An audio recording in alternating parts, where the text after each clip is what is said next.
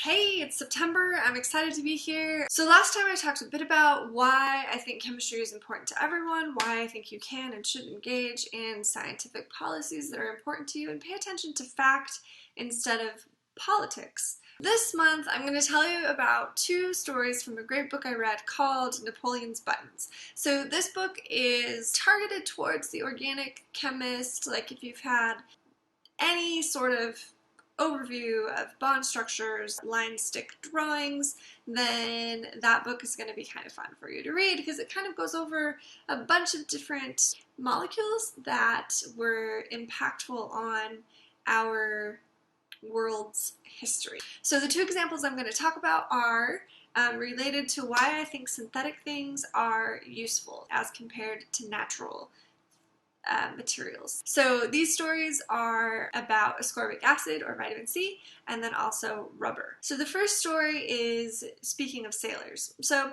sailors were sailing, they were getting really sick. One of the captains was also a scientist who didn't have to get approval for doing experiments on humans and made a bunch of people do different diets and exercises and figured out that scurvy, which was making sailors sick, could be prevented by using citrus foods. So at some point, someone decided to figure out whether or not the citrus itself, like what about the citrus was actually helping these sailors. And so they tried a bunch of things and finally found out that it was the ascorbic acid. So vitamin C can be obtained from paprika.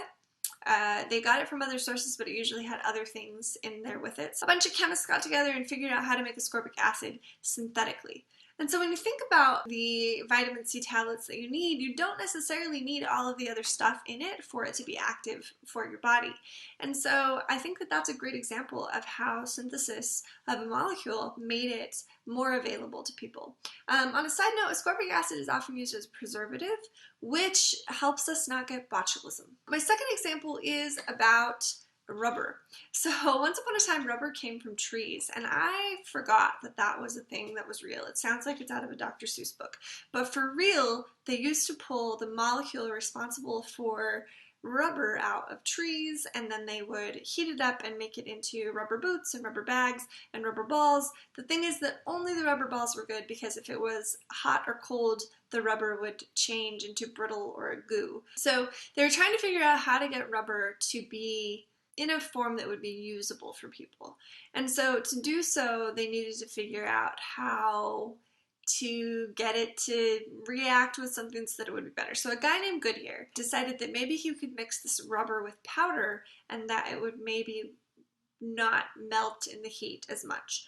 And so what happened is he'd mix it with a different bunch of powders and nothing really happened, and one day he mixed it with sulfur accidentally in the kitchen. And it turned into this charred mess, but it was harder and it worked better. And somehow he had the optimism to just keep going. And so 5 years later, he kept going and kept working with this material and found out that he could make it into a hard state of rubber that wouldn't melt in the heat and wouldn't be totally breakable in the cold.